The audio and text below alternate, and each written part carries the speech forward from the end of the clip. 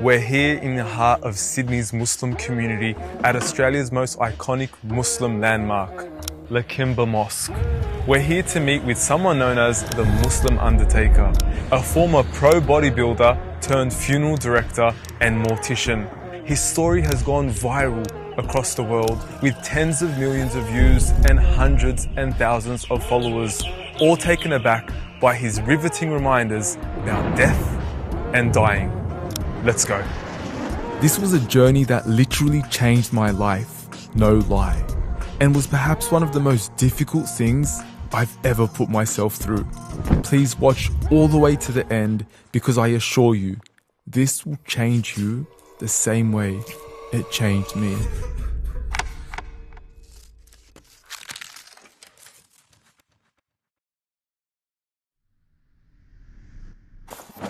I wanted to know how a dude built like a mammoth ended up as a humble giant washing bodies at the mosque.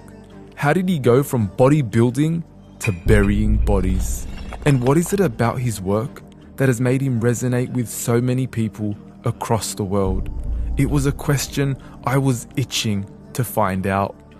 But in order to explain how, I need to take you all the way back to where it all began. As a teenager, Ahmed grew up as a rebellious kid, often found up to no good in Sydney's west. I used to go on the weekends help my uncle on in his kayak, and I loved it, And I remember once I saw my uncle out of a can go and get petrol out of something into something else, like shifting petrol into it, and I thought, I want to try that. And I did a few too many, and I kind of just dazed out. And I thought, this feels good. And my uncle kind of noticed, what's wrong with this guy? And subhanAllah, I ended up fainting and vomiting, and they took me to the hospital, and then my mum started crying, my son's a junkie, and we don't want to wreck him and all this stuff. And then I go, you know what, let's speak to the sheikh, let's find the alternative, let's send him off to Pakistan. That's how I ended up in Pakistan. So in a bid to save their son, Ahmed's parents did what any other concerned migrant parent would do, send their son to Pakistan to memorize the Quran. Did it work?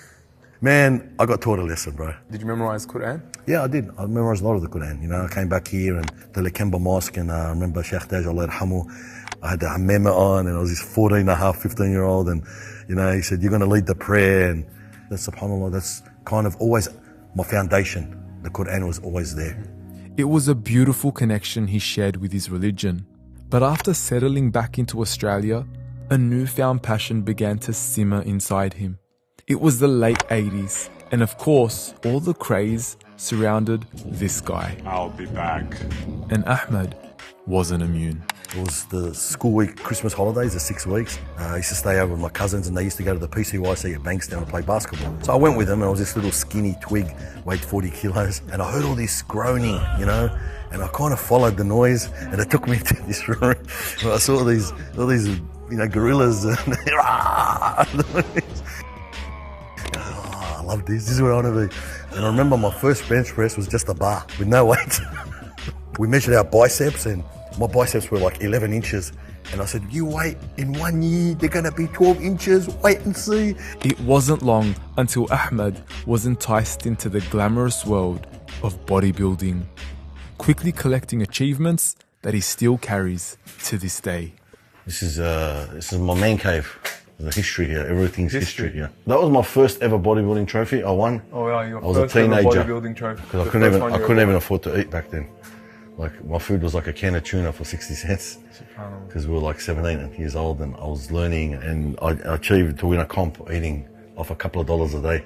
It was a sport that was built for him, yet with no money in his pocket, Ahmed needed to find a way to sustain his love for the game.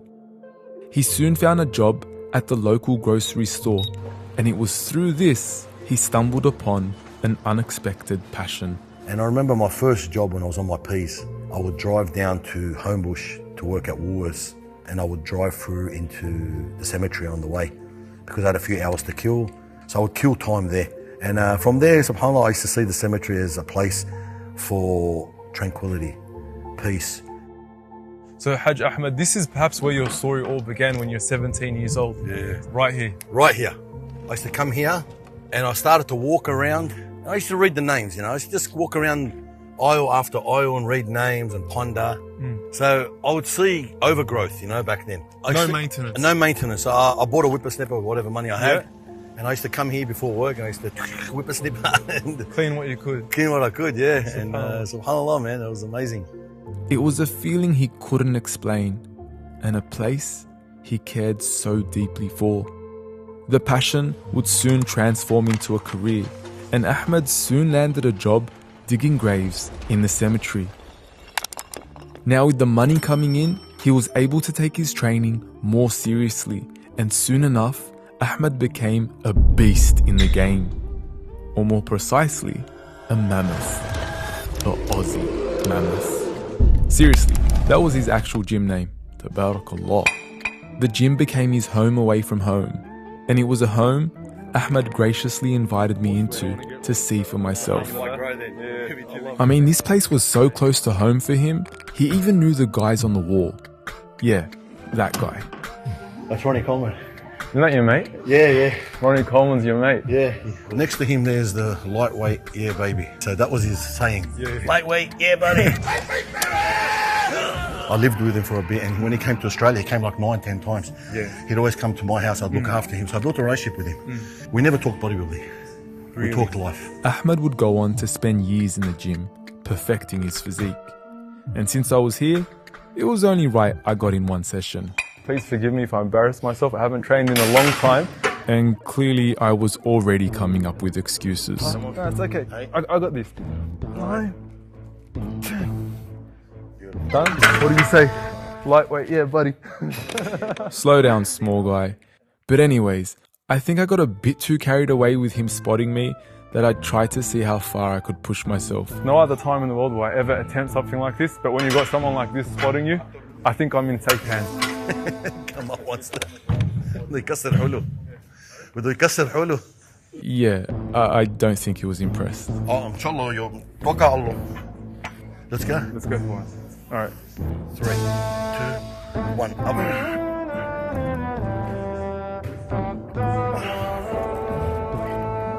So you come up, mashallah, come on. I know what you're thinking. Did this little guy just pull that off?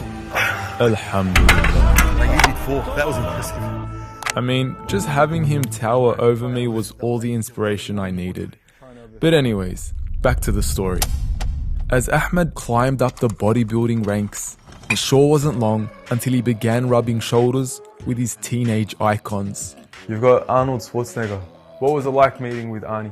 First time I met him, I freaked out a bit because this is Terminator. I remember Terminator. Hasta la vista, baby. It was good. It was a good experience. It was great. It was what I wanted at the time.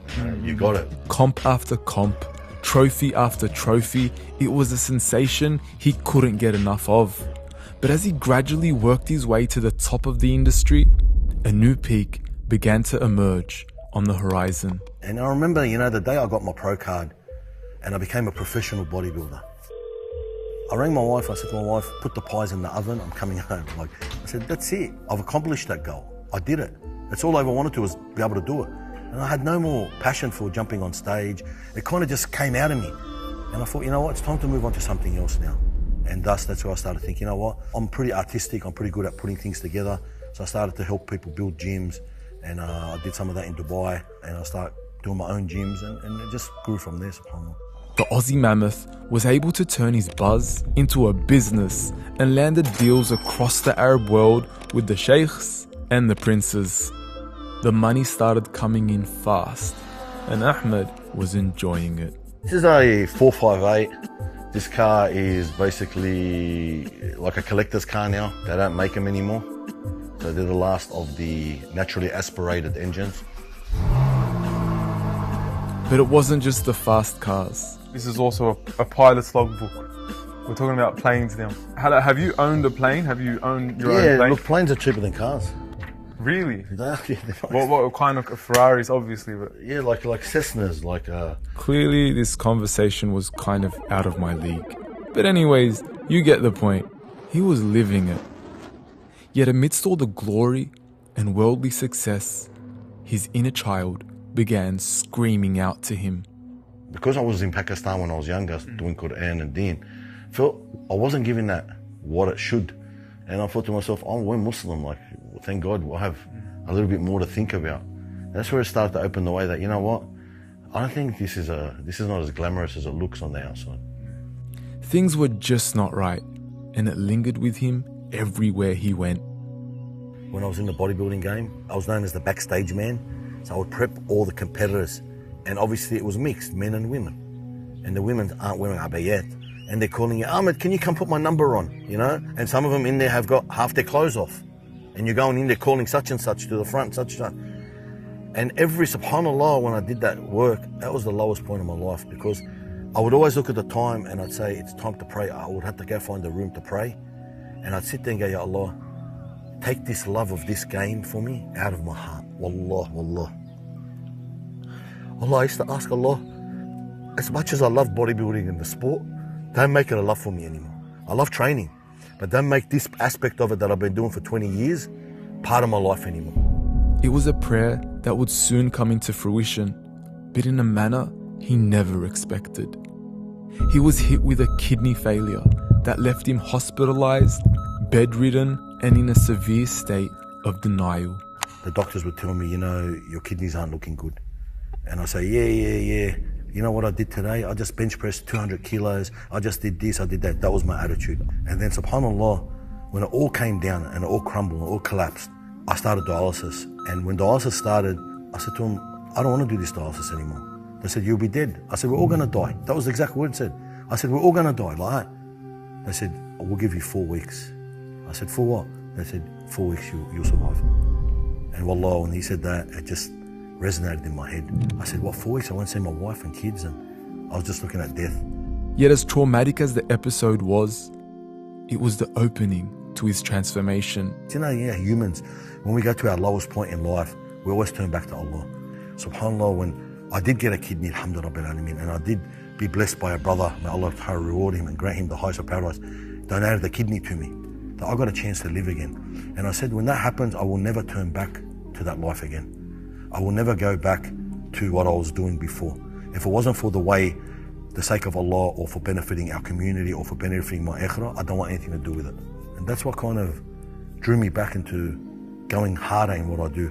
And this is where I am today. It was the exact moment the Aussie mammoth became the Muslim Undertaker. Oh my God! I'm sorry, but yeah. He turned his back on the bodybuilding industry and returned back to his roots, back to where it all began as a teenage boy finding fulfillment in the cemetery. But this time, it wasn't only the graveyard, but the washing room.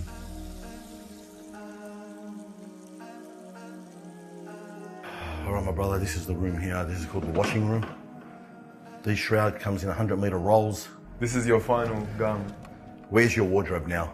Where's the labels? Where's the designer names that you sacrificed so hard to buy? They're all back at home in your wardrobe. This is what you're going to wear. The sadar, the lotus, this is like bark crushed which bark. makes soap. Okay, this is camphor. Smell that. They call it the smell of death. Oh man, that's scary. Yeah. Just like, it's haunting. And this is what's put on the second wash in the water to preserve the body.